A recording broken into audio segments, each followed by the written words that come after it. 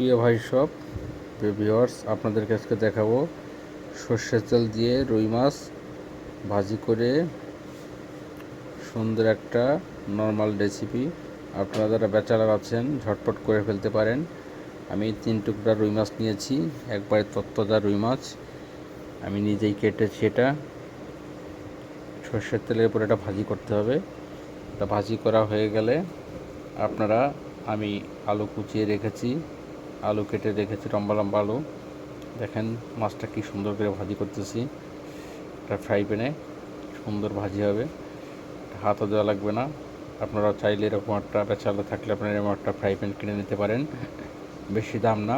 আমি এই ফ্রাই প্যানটা কিনেছি বেস্ট বয় থেকে। বেস্ট বয়ের মালগুলো অনেক সুন্দর, এই জন্য আমি বেস্ট বয় থেকে এটা কিনেছি। আপনারা চাইলে বেস্ট বয় থেকে এটা নিতে পারেন, কিন্তু আমি বেস্ট বয়ের আউটলেট থেকে এটা নিয়েছি। এটার দাম নিয়েছে মাত্র 500 টাকা। হয়তো আপনারা এটা পাবেন না, এটা বেস্ট বয় এখন স্টক আউট হয়ে গেছে। এটা অনেক সুন্দর, এটাতে আমি চা বানিয়ে খাই এবং এটাতে আমি অনেক কিছু রান্না করতে পারি, ডাল রান্না করি, সবজি রান্না করি।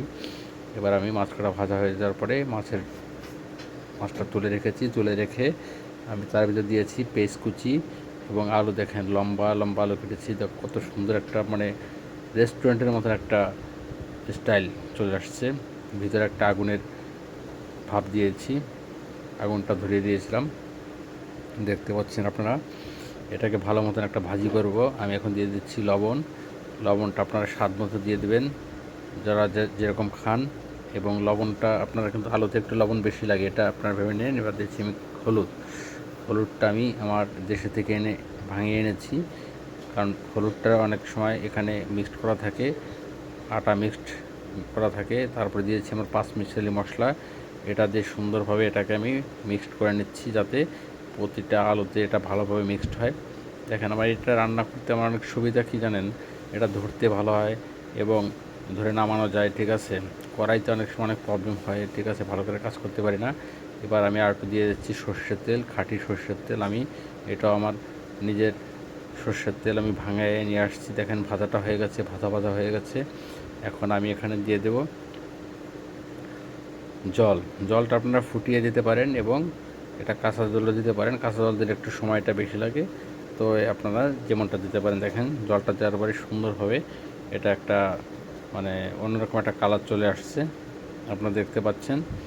এবার আমি আরও একটু জল দিয়ে দিলাম বেশি করে, যাতে আমার, কারণ আমি এটা 2 বেলা 3 বেলা খাবো, রাত্রে খাবো, সকালে খাবো এবং এটা দুপুরে খাবো।